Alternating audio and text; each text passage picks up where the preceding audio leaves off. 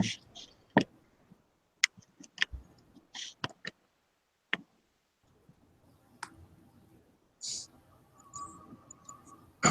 everybody. What's up? Happy Monday. Okay, so we're going to be short one person today, but I think we're missing one other person. Let me check something real quick.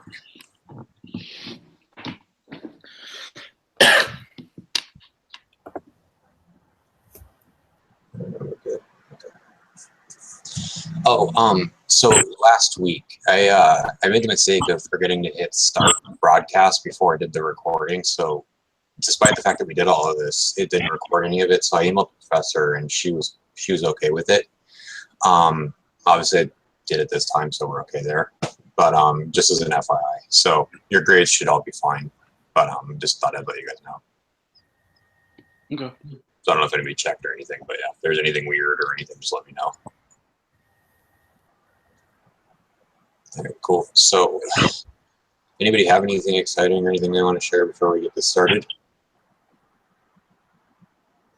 Let's go. All right, cool. All right, so what was this week? Forgot. Oh yeah, okay, so we have to go over the types of power influence. All right, cool. So anybody want to get started on the conversation on power and influence? Kind of more on the examples that we've had, right? Like in our work experience. Is that what she kind of wants to hear? More or less. Yeah, it looked like it was more examples from what we've seen. What would be best to use, what might not be good to use, I guess. For me, I've seen a lot of coercive power, where managers use punishment as a way to, get you to do things a certain way. So, in my job right now, we have to meet, certain sales goals, and he always wins. The one that's going to be at the lowest sales guy is gonna get fired. So everyone's gonna hustling to try to get to not be the end of it. So a lot of also a lot of like negative reinforcement too. Like telling you suck, and sending emails. My boss he's cool, but he can be kind of a dick. He'll send out emails to all the, because I'm a service consultant at a dealership, so he'll send emails to all the service consultants, and he'll be like, yeah, this person's doing bad or whatever. And he tries to make it funny, but it's really not funny. So coercive is not good, but I don't know if you guys have had that before. I've had my current manager is on the opposite spectrum. He does reward power, where it's kind of opposite. Like if you do the best, you get, you get an extra bonus or something, or it's a lot more. Obviously, it's reward driven, so it's a little more on the obviously on the positive side. Everyone's just fighting to do as good as they can because they want the bonus rather than fighting to keep a job, I guess. Yeah. So I think just the opposite spectrum. That's crazy. I've worked in sales before too, so I know exactly what that's like. I don't think I've had extremes where people on the bottom of the pile will get let go every so often and whatnot, but every month that's It's just, I feel it's just like hot air that he's never fired any of us. I mean, all of us have been there for like more than 8-9 years. So he just, I mean, I've only been doing it for like a year as a service consultant, but he always throws these threads out. He does use rewards too, but I don't think they're as effective, or he doesn't believe they're as effective as coercive. But I don't know. Yeah, I'd probably rather have the reward than the dick manager. That's for sure. But yeah. Yeah. That's kind of how my managers are, because it's the power distance that is mentioned in Chapter 10. So I work for the Secretary of State, so all the executives are, I wouldn't say treated better, but you can tell that there's a big difference between the staff level and the executives. What do you do for the Secretary of State? That's pretty cool. But you work for Rex Tillerson? Wait, like like Secretary of the State of. Like Arizona. federal? Oh, okay. Okay. Secretary of State, yeah. Not that high. That'd be cool. Oh yeah, that'd be secretary. But you can definitely tell when the elected officials come in that they're treated with a different level of respect than just somebody coming in off the streets or something. I think with me, like, I'm more of a it's referential, right? Right? Was I saying that referential power? Where, you know, they're Referent. The referent power. reverent, yeah. Okay, yeah, whatever you get, However that's the one. It's just like, okay, they're actually really good. It's where they're more or less like they're actually worthwhile to follow. It's, you know, you're more doing it because you want to follow the person, I guess you could say, because they have worthwhile attributes, as opposed to somebody just saying like, hey, do it or get fired, or hey, I'm going to give you a bonus if you do this. I mean, yeah, it's cool, but the book even mentions that kind of gets old after a while because you can only offer so many rewards and you can only fire so many people. And yeah, I don't know. I'd rather just follow somebody who's good at what they do because they're good at what they do. I agree with that, dude. I was a concierge, like a head concierge at a dealership, and I was in charge of the valets. So I tried to use referent power to try to motivate them, you know, and they would kind of see me more as a role model, especially since a lot of the valets were, you know, I'm 18, 19 years old, and I was 22, 23 at the time. So they kind of saw me as a kind of like an older brother type of deal, you know, and I always made sure to hustle in front of them, and they kind of followed by example. So I don't know if you guys prefer any type of leadership style, or if you guys have used it in your own experience, work, school-wise. I try to be the person who actually like puts in the work, you know, rather than just telling people to go do stuff and then watch them do it. I'd rather be the person who actually puts in that work with them too, just to show that, hey, I'm, you know, kind of do as I do. I'd rather be that type of person.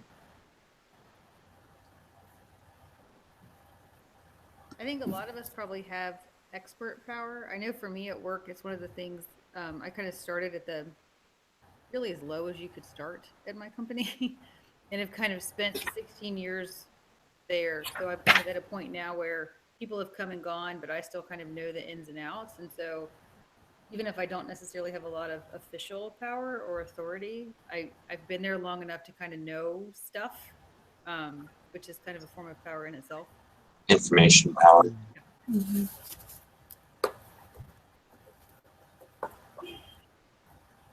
What about the other prompt too is kind of like more plus. Did you like in chapter 10 across the cultures and whatnot too, like what types of power work across various culture types and all that? You guys ever work with like multicultural teams or cross countries or anything at all? I haven't done anything international. Anybody? You know, that's crazy. I Yeah. have a team in India and I have a team in the Philippines. Do you notice how you change anything when you deal with them? Like any of your styles or how you interact or anything at all? I think it's more awareness. So the team that I've worked with in the Philippines, we've worked with for almost a decade. And so it's almost become, we know how to interact in a respectful way. It's really interesting because I was visiting them in September. And the last time I was over there, I got really, really sick from just kind of eating the food. And so I was really trying to balance, like, how do I live on toast for a week while I'm here without really offending people? So there's always kind of that balance. It's rough. That's crazy.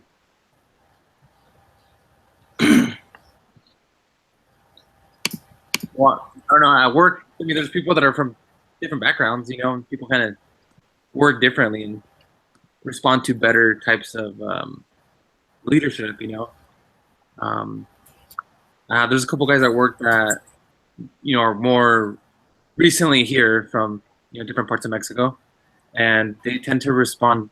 They tend to have a lot of fear, so they're always, you know, responding to coercive leadership opposed to like something more laid back. I don't know. That's kind of like it. I really don't deal with too many people I guess in my job dealing with when candidates come in to file, you want to treat all of them the same, but some of them have different, like some of them want you to do almost everything for them, or the other ones will come in with everything already done. So you just have to balance between each one because each one of them come from different areas, I guess. They try to play like the what's that, the role card, I guess, like I'm the manager, I'm the boss, I guess, position power, you could say. Yeah, like some of them will come in and say, well, you work for me. Like, oh, Oh, you know. Okay. So it's just different because there's candidates that come in that know what they're doing and they just turn it in and they're done. But then the other ones need you to walk them through every single step. So You ever notice, like, usually when you work, it's usually people who have to use, like, or at least who use Coercive most and reward the most and whatnot. They usually typically, at least for me, were the ones that I didn't like working for. I don't know if that works for you guys or. Absolutely. yeah. Mm-hmm.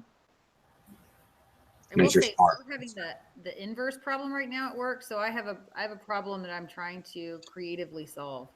And I'm looking around my team and I realize we've got so many people that have been with the company and with this particular group for so long that there's a lack of diversity in terms of opinions because everybody's just been doing the same thing for a really long time. So we're actually looking for groups outside of our own just to kind of get fresh thinking. So, I mean, it doesn't necessarily tie to barrier to diversity. We're actively seeking it, but we've kind of let ourselves get to a point where we're kind of stale. Does that make sense? Yeah. Okay.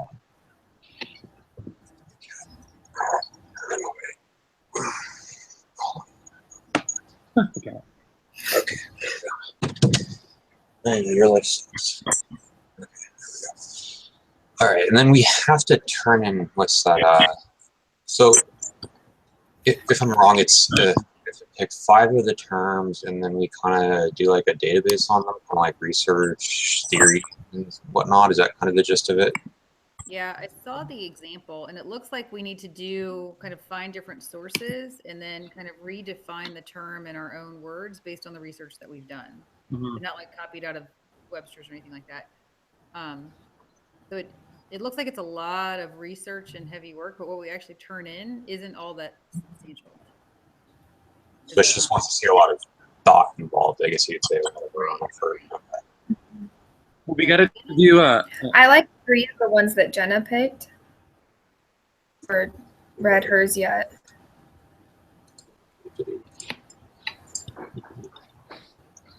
Yeah, I saw those. I'm good with those. I'm okay Yeah. with it too. Well, they're fine.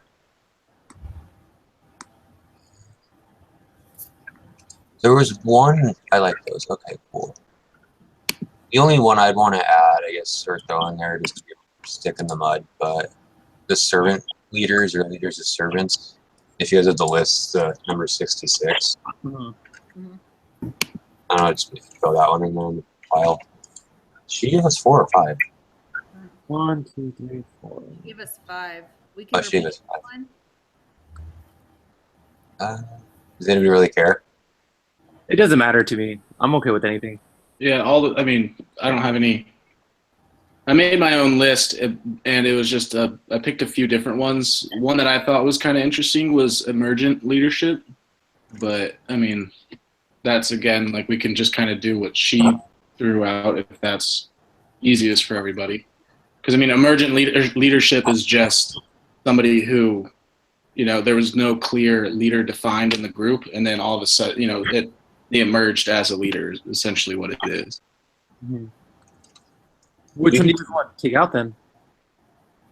I didn't look over all of hers. I did have cultural synergy and glass ceiling, but I didn't look over any of the other ones. I mean, so I'm fine with hers, I'm sure. We could knock off the transformational with the emergent. The last one she has. Take off transformational and replace it with servant leadership. Yeah, and then So what was the servant as a leader as a servant one that you were talking about? I didn't look that one up either. I didn't either. I'll be honest. So mine doesn't carry as much weight as yours. It was just more or less. It just looked interesting. I mean, I'm just going off as the name implies, like which type of leader would actually be better, one who serves his followers or one who expects the followers to serve him or them. Sorry, but that's my gist of it. So I'm willing to do like we can do yours instead because I mean yours transformational is kind of I like emergent better. I don't know. So are we taking off transformational and putting emergent? Works for me. Yeah, cool with you guys. Yeah. How do you guys want to split up the work? Do you guys want to see who comes out with the best definition for each one? Maybe you can vote. Because I guess we got to have 5 references for each definition, and then they have to be annotated. It has to be annotated bibliography. So that means we got to do 25 research articles and then 5 definitions. Should we all just take one? Yeah, I think that'd be much easier than trying to everyone do 25 and, waste all that time if you're only going to really be doing one, I guess. So each pick a word and just find 5 articles on that word. That would work. And then one person can just put it all together and make sure, do the kind of look over it and then submit it, I guess, like we did. Or I guess, I don't know. Because isn't there a file share thing in the group where the group discussion is? Yeah, they should have a e-portfolio. There should be a link to it. Yeah. Yeah, it's right here, file exchange. Yeah, so we could just upload ours there. That works. Okay. Okay, cool. Yeah, that'll work. All right, and then who wants to do what word? I'll do emergent leadership since that was kind of some. Obviously, I threw that in there, so I'll take that one. I'll do Maslow's hierarchy. Can I do the glass ceiling? Take it. I'm taking notes, guys. I can do Kant's categorical imperative. Yeah. Okay, I'll do cultural synergy. Okay, that's a good thing. Awesome. All right, I'll culturally synergize this one then. Okay. So, do you just start posting stuff like once we get it all compiled and all that, just start sticking it to the discussion board so we can see where we're all at, or? When is it due? The main due date is. Yeah, because I see that I think our 5 names or our 5 Tomorrow. terms are due tomorrow, but is that all of our 27. We got 27. Yep. Yeah, 27th is when it's due. Oh, okay. Perfect. The actual whole thing, yeah. So we got a while on this. Okay, but the terms are just due tomorrow. Yeah. Oh yeah, my bad. She just wants to know like what we're actually doing term wise, yeah. Oh, so just 5 of these. Which? Lexi, get in. Yep. And I'll post these to the discussion thread, guys, and then I can turn this in because I just took it all down in notes. Okay. Perfect. Sounds good. What about Jenna? I guess she can be the. Oh, yeah. Oh, we already know the 5 terms. You just want to, I guess, catch her up next week, I guess. Yeah, I can send her that an works. Okay. Yeah, and then if anyone likes to review papers, kind of look over them and make sure everything's like proofread, then they can talk maybe next week with Jenna, and then if she doesn't like to do that, then she can take somebody's term if they want to do that. It works. Yeah. So she's not stuck with it for not being here, yeah. Yeah. Or we could probably, if any one of you want to, you could probably just email her or post in the discussion board so we don't have to wait a week if you wanted to get started. That's good. Yeah, the discussion board's probably a good idea. Okay. All of us see it. Yeah, I mean, we have 3 different forms of communication, so I'm sure somebody will get in touch with it. Yeah. Well, so yeah, I'll get this link posted, and I did hit the broadcast button, so yeah, I did. So we're good. So triple checking that. So cool. Anything last minute, anybody? Nope. All right, until next Monday, crappy day of the week. Take it easy, guys. Take care. Take care. Yeah. Yeah.